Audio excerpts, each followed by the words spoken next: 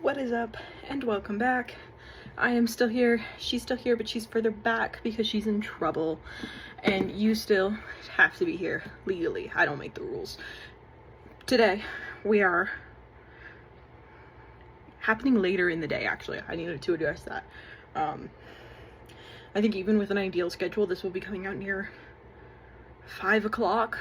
Who knows, maybe you're sitting there watching this at I don't know, whatever 10:30 my time is, or earlier, because that tends to be when I've been posting them, and you're like, what are they talking about? It was on time. For me, it's not. I don't think it's going to be. As I mentioned, my orientation at my new job was today, and I have to go do some computer training at 8 a.m. tomorrow. I think it'll be fine, but it does mean like 8 to 10 tends to be when I've been editing and uploading these. So obviously if I'm somewhere else at 8, I won't be doing this, which is unfortunate. I'm obviously still filming this. It does mean I don't know how much I'm gonna have to write a script tomorrow, so tomorrow might be an off the cuff, I do a review of a book series I read that I didn't like very much. But today's topic is not that. Today's topic is The Boys, which is an Amazon Prime TV show. If you didn't know, I don't know enough about it to recap it because I've literally never seen another episode. That was today's whole ploy, is I watched exclusively the finale. And before today, I had only seen season 1 of Gen V, and then I didn't watch season 2 because I didn't know it had come out. So that was what this is about. I'm just going to talk about The Boys finale, but it's going to be with the knowledge that I don't know anything else about this. So it's just like, what's information that I didn't understand, and I will note whether or not I think it's information that should have been told to me. And if you've seen The Boys, you can tell me if it's information that you do know, because sometimes TV shows do start springing out new information, and even the people who watch all of it don't know. So The Boys, from my knowledge, it's about, we kind of have our main guy, Huey. I think he's the main guy. We have like our main men. We have Homelander, who's the bad guy. We have Billy Butcher, who's like in between. He's our morally gray, but he's out to kill Homelander. And then we have Huey, who I think everyone in the show is technically morally gray or worse. I don't think anyone's really a good person, but he's human and he's also there trying to kill Homelander. They're teamed up. Anyway, and then we also have Starlight. I'm just trying to reference the characters that I know I'm going to talk about here. Homelander is evil. He's just not a good guy.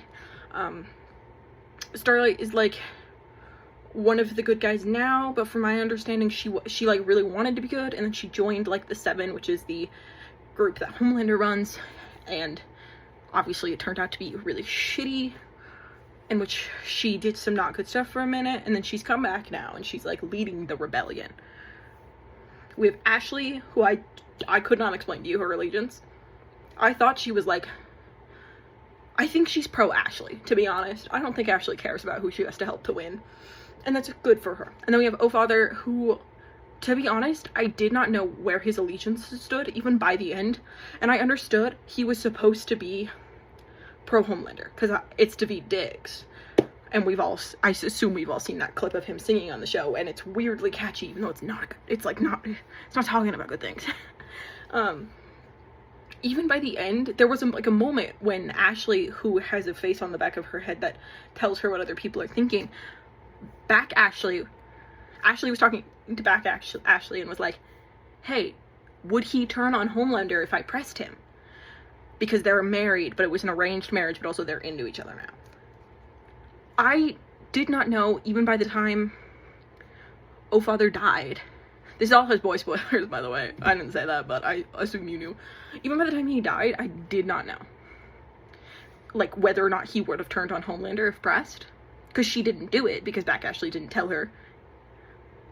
And it's like, I don't know. It's interesting. There's dust. Anyway, so I've got my, like, a list of bullet points that I was making as I was going, and then I have, like, some final thoughts I had, and everything else I've said so far was really unimportant in terms of this. So the show opens with a burial, and I did not know who was dead.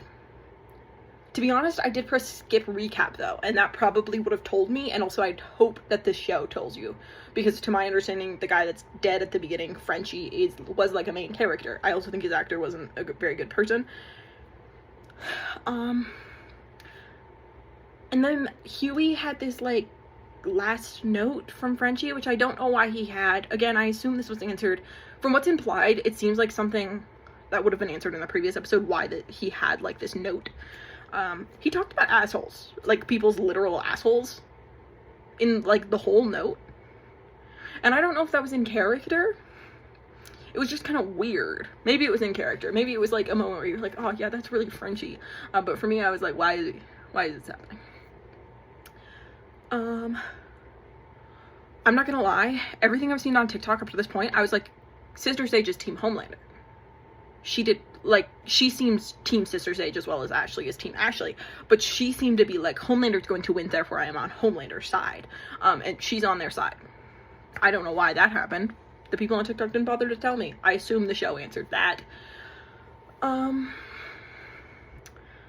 my next bullet point is, why is Daveed Diggs here? I knew he was going to be there. I was still surprised. Get him out of there. I don't know why he was there.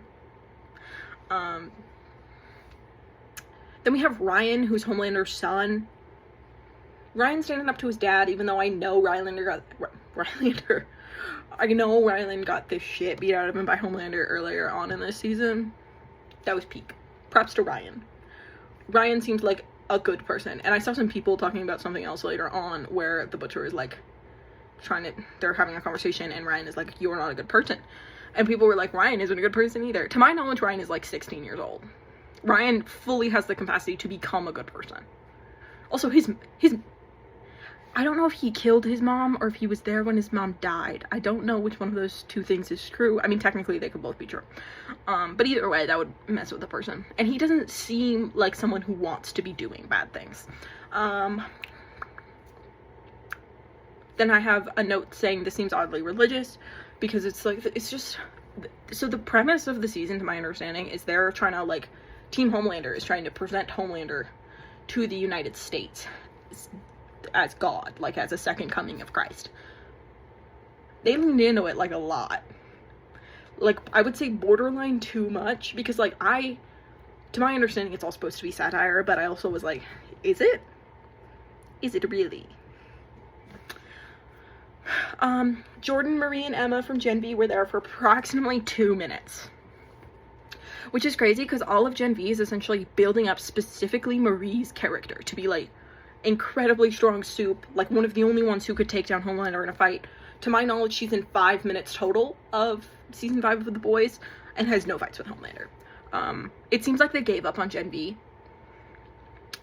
which sucks. I think part of the reason is because one of the main actors for Gen V died in between the filmings of season 1 and season 2. He was in a motorcycle accident, I believe.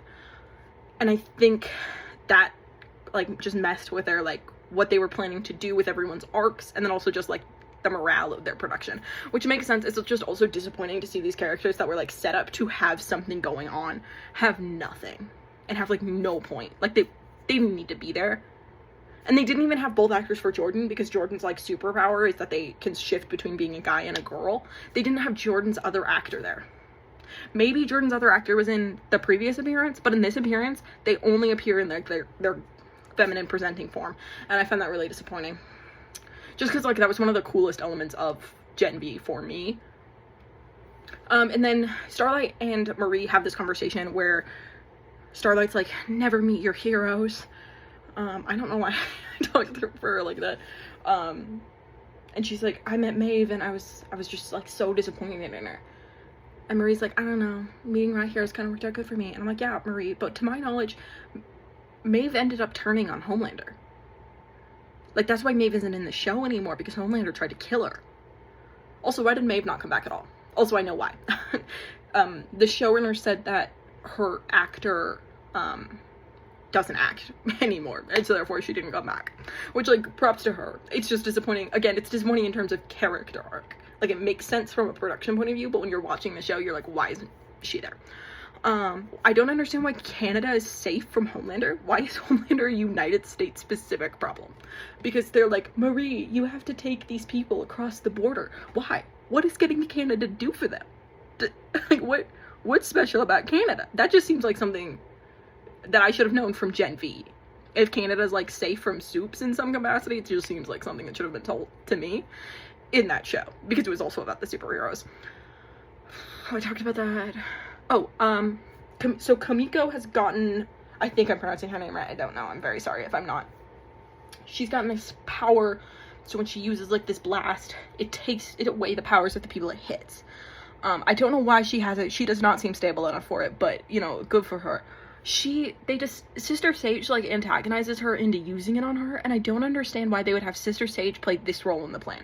Because they did not know if Kamiko's blast would successfully take away someone's powers. And Sister Sage is kind of the person they need to, like, make the plan, because Sister Sage's whole power is smart. And I'm like, props to her, because, like, from my understanding, she never wanted her power, and she goes to Orlando. And you know what? Good for her. She deserves that. But also, that seems like a really bad planning position. Like, I don't know who they would have get hit with it, but not her. I think all of the Gen V people like their powers, otherwise I would make an argument for one of them. But Jordan is bi gender and likes their power, and Marie might not, but also I don't know because I didn't see season 2. And then when Sister Sage loses her powers, she becomes like, at least in terms of the group she's in, like, below average intelligence, and that doesn't make sense to me, because, like, yes, she no longer has the processing power that her brain did before, but she still knows that information. Like, the way that she realizes she doesn't anymore, she's like, I can't remember this thing I had memorized. I think she would still have that memorized. I think they took her intelligence too low. I think it still should have been pretty good, but, I don't know. Another note on Kamiko, she's selectively mute, to my understanding, because there's points in the show when she doesn't talk. There's also a point when she's not talking, and she has to be signing, because, like, subtitles are popping up for her, but she's not speaking. And I don't understand why they didn't show her signing. I found that disappointing. The Deep's actor is really good. Deep sucks. He's awful, but he is a very good actor. Also, the Deep's actor did say he sucks and he deserves his death. So I just think everyone should keep that in mind because there are people on the internet being like, oh no, poor the Deep. No, not poor the Deep. He sucks. He deserves this. His actor is really good, and that can be what you're saying, but his character deserves his death. Billy Butcher walks around with a crowbar, and I don't know why. I'm assuming there's symbolism for the crowbar, but I don't know what it is. So this episode is about an hour long, and 20 minutes in, they're already storming the White House. Because Homelander is holding, like, a press conference in the White House. So they're like, we're gonna go get his ass. Why are they in the White House? How are they already in the White House? Like, we saw no planning. And they're talking about their plan in this episode. So I know it wasn't in the previous episode. They're like, how do we get into the White House? How did they get into the White House? I would like to know. They walk by some cameras that are, like, up in a corner, and I don't know if they didn't see them or if they're ignoring them, and if they didn't see them, I think everyone on that team should get their eyes checked. They were in clear sight and had bright lights. And if they were ignoring them, that's also a bad plan, because they proceed to get shot in the next scene. They, like, get trapped in this small corridor, and then, like, the ones with superpowers are, like, standing over the ones without superpowers, because they can heal, apparently. Ingening, who's Starlight. So Starlight covered up Huey because they're together, and I thought that was cute. I just have a note that says it's cute. And then they run into Ashley because Ashley has realized that they're storming the building, and she's decided she's switching sides. She's going to them and being like, Homelander's in the Oval Office. Not that way, go left. Or, yeah. And then she runs away. But a direct quote from her is, he would rip my tits out through my badge. So here's the thing, is even if your show's, like, dark and edgy, that's just bad writing. That's not just like, oh, we're edgy. No, that's bad writing. But I think I have another note somewhere about a quote. Homelander has a line later on that's like, everyone dies starting with you. Like, but would he say that? I think sometimes you have to be, like, practically in these moments. He would just kill them. He wouldn't go, everyone's gonna die now. Maybe he would. Maybe I don't know. So Starlight then takes the Deep, because they run into the Deep, and so she takes him out a window and to the ocean, to which doesn't make a lot of sense because the Deep's powers are all ocean based. But I think the point is that she was taking him away from where there would be civilian casualties, which I do enjoy. I think it's a good progression for her character, from my understanding. Also, she proceeds to blast him into the ocean, and the ocean animals kill him because he caused a lot of pollution. He okayed a lot of pollution and killed some other sea animals, so they're like, karma. And you know what? Between Starlight being the one to throw him in the ocean and then the ocean animals being the ones to kill him, peak. I want that death for like every asshole character ever. The plan to fool O-Father didn't make a lot of sense to me. Huey just pretends to be like, is talking because they've like set off a smoke bomb essentially, and he's like, "Oi mate, coming down here." That wasn't good. But he just like fakes the Butcher's voice, and O-Father follows him, and then they kill him really quick using a ball gag. Again, I think that one was more foreshadowed to my knowledge, so that's better than like the writing. It's still not a great choice. But they kill him and it's like instant. And I'm like, what was the point in his character, to be honest? Did you just hire Daveed Diggs to do a good song and then you were like, okay, get him out of here. We don't want to see him again. We actually don't know who that guy is. Get him off our set. We're gonna explode his head. That's what you didn't know, is that it's real. Daveed Diggs is dead. Homelander has a line where he's like, "I'm gonna take you to a land of milk and honey," which to my understanding, Homelander has an obsession with breast milk, and therefore that was funny. My actual note here is that's feral. This is a very Stranger Things core finale, and I will go into that more in my final thoughts. Just keep that in mind. So then so Huey and, this character named Mother's Milk, who, to be honest, his name doesn't make sense to me, and it didn't even when I looked up what his name was. If there is a good reason, I'd like to know. But they've got to fight O-Father, and for some reason, they're not in the Oval Office now. The White House is big, but not that big. They should have gotten there in the time this fight is done. Starlight's off on the beach, and even though the Deep has been dead for, like, at least 5 minutes in Showtime, she's not back. Even though she fly fast. It took her, like, 3 seconds in Showtime to get to the beach with the Deep. It took her 5 minutes to get back. So then we have Kimiko and Butcher, who are the only two to make it to the Oval Office, because that's what the plot wanted. There's not actually a reason that the rest of the characters aren't there. They just all had little side quests, and then they just stand there, like, until someone came to get them, and I don't know who, because they walk in with Starlight, but Starlight was stuck on the beach, so maybe actually showed up and, like, activated them all. Ryan shows up because Homelander tries to fly away, and Ryan is Homelander's son, and he takes him down, and then they're all fighting, except for Kimiko. She's having a weird moment where she hallucinates the dead guy from the beginning, and then is like, "Your power doesn't come from rage," and it's like, good lord, every time. Homelander loses his powers, and we're like halfway through the episode. It's about 15 minutes after they break into the White House. And he loses his powers, and he dies pretty quick after. The Butcher doesn't have his powers, but the man has to be muscular, because he's still, like, throwing hella punches, and he, like, cracks off the top of Homelander's head with a crowbar. Actually, my note here is, like, does he still have his powers? Because I was like, that would explain why he's, like, bashing in Homelander's face. Homelander begs for his death at, like, this moment, begs for his life at this moment, and it's like, I'll suck your dick, I'll eat your shit, I'd do anything. Perfectly executed. Between this and the Deep's death, these is peak. I love the writing of the deaths in this show so far, actually. They're very good. So one difference between this and the Stranger Things finale is people actually died in this finale. Very gory death for Homelander, but that's just always how this show has been. That's a note here, but it's not a bad one. Gen V was the same way. It was very gory in what happened, and to my understanding, the show has always been like that as well. It's just, like, the thing of the show, because it's an adult show. So Kimiko does her blast, and it hits all three, like Homelander, Ryan, and Butcher, which is why I had that note earlier where, I was like, does Butcher still have his powers? Ryan's been laying on the floor unconscious for, like, a couple of minutes at this point, and Butcher is his stepdad and, like, raised him, to my knowledge, for, like, a significant portion of his life, and didn't go and check on him. Someone else does. Mother's Milk? that's his name for some reason, comes in and checks on Ryan. And I'm like, why didn't Butcher do that? I still don't know why, to be honest. Maybe there was build up to that. We do have a very funny bit in the show where it's Ashley at like a press conference and she's the president. So she's like, I'm not responsible for this. I will not be resigning. And then it immediately cuts to someone else going, and those are famous last words before she was impeached, which is just very funny. And that was really the only note there. Ryan and the Butcher have lost Ryan and Butcher have lost their powers. They don't have them anymore. There is theories that Ryan does still have his powers because, brief side tangent for this universe, the way that every superhero has gotten their powers is they were injected with a compound when they were babies that gave them powers.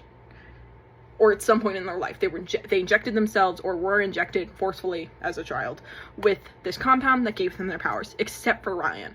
Ryan's dad is Homelander, and that's why he has his powers. So I do actually think if they wanted to do a spinoff, Ryan is peak, but also I wouldn't want it on him. Like, it's peak because, like, he's kind of, like, the ideal for, like, they could do, like, a faceless superhero now. Also, I don't know where Black Noir is. I know that's a character on the show. Wasn't in this episode at all. Was he dealt with earlier? Who knows?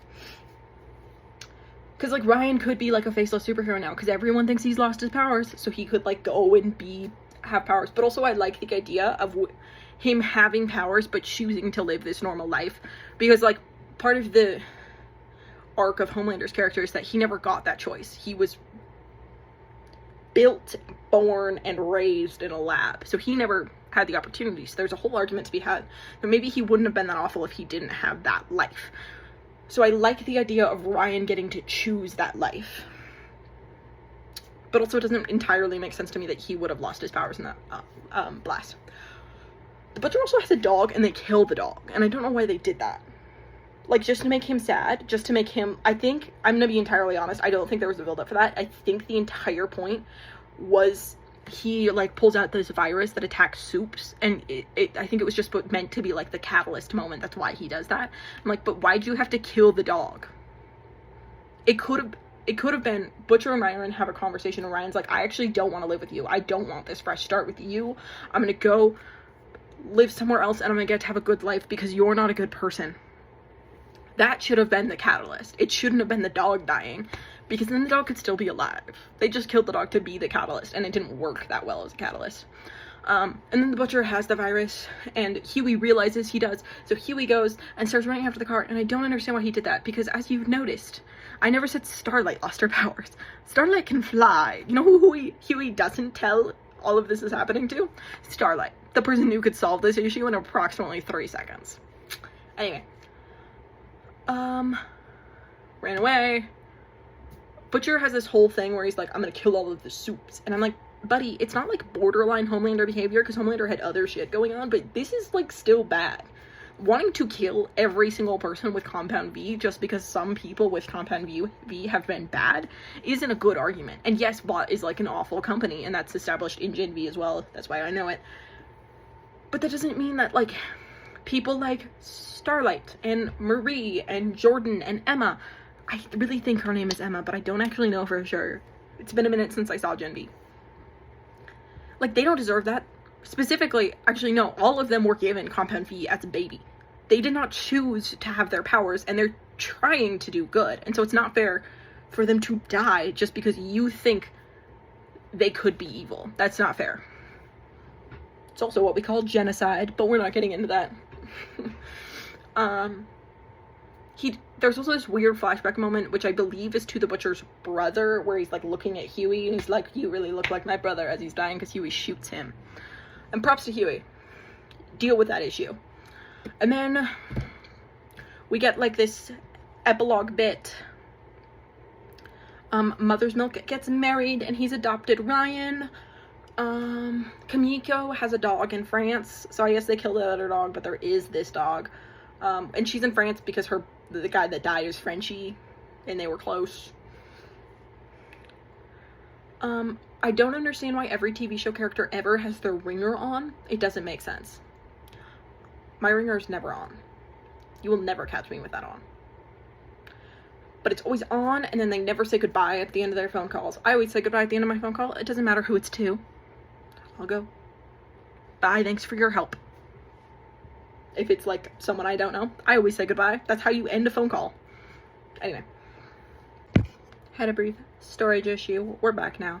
Annie and Huey run this small little shop together, and they also have a police scanner in the back because Annie still gets to fight crime. She's also pregnant, and they're naming the baby Robin, which is Huey's dead girlfriend from the first episode, which people on the internet were mad about, which is crazy considering she died. They're like, he named the baby after his ex-girlfriend. No, it's his late girlfriend. She died while they were together, and it like led to him meeting Starlight, Annie. It's not a good run right now, guys.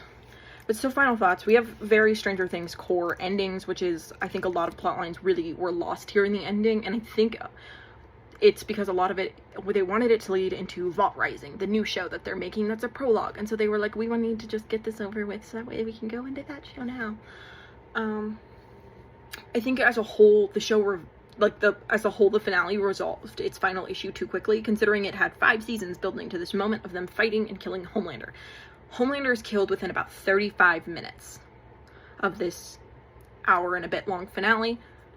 That's too long. I like a good epilogue as much as the next person, but in a show like this, like Parks and Rec can have a 15-minute long epilogue because it's Parks and Rec and they don't have like this big issue. You have this big issue and therefore you have to see it to the end. I don't think they did that well. I haven't seen the show as a whole, but I wouldn't. It also has like a lot of cursing, and it kind of seems like when a middle schooler realizes they can curse for the first time, and so they're throwing in a fuck every other word. That kind of just gives the vibe of how the show is written. I don't know if it was always like that or if it's gotten worse as time goes on. Because, you know, I'd make an argument that media as a whole has gotten worse as time went on. But we're not getting into that right now because I'm worried my phone storage is going to run out. This show this season really made it so Gen V had no point. Gen V's like whole arc was Marie is like this really strong superhero and she's gonna be the one that's like getting involved and ends Homelander, or at least plays a role. No, she just drove some people to Canada. Gen V seems to have no point. That seems to be the conclusion. They canceled Gen V, so Gen V doesn't even get to have a point post show, which doesn't make sense. Arguably, their show would be better at this point. If they started Gen V now and were like, here's this superhero, here's this university for kids with superpowers, that would be very interesting in the world that we are given at the end of this epilogue. At the end of this episode, we are given this world that is very interesting of Supes now because of everything that's gone on, and we have, like, different people in positions of power and stuff now. And so I think it would have been a more interesting arc to start Gen V now, or at least have Gen V have a season 3 that is existing in this post-Homelander world. That would have been interesting, but we won't get it. They did kill some characters, so props to them. Not a lot, to be honest. None of the main people died in this final episode. I do know, like, bare minimum, that one guy died in the previous episode. In a show like this, and a show like Stranger Things, you kind of have to have that moment where there are consequences to your actions. Not everybody gets to see the end, and I don't know if enough people, like, didn't get to see the end. I think they did better, significantly better than Stranger Things, because Stranger Things killed nobody except their person of color, which is a crazy move. They went, actually, we don't want to kill anybody, but what if we just killed that one girl that we put in that one episode that one time? What if we just killed her and nobody else? Not great. Anyway, that's everything I have to say. And again, my phone storage issue. But farewell, say goodbye to Satan Dog, Hellhound. You don't have to stay here anymore. I think tomorrow, I don't think I'm gonna have time for a script because I'm doing some stuff for my new job in the morning, and then I'm going to Barnes & Noble and a Lego store with my mom and my brother in the afternoon. So I don't think I'll have as much time to write a script as I have these past couple of days. So I think I'm just gonna talk about that book series that I already know quite a bit about, and then I'll hope that I can make a better script for the next day. I'll update you in the next video though. Bye bye.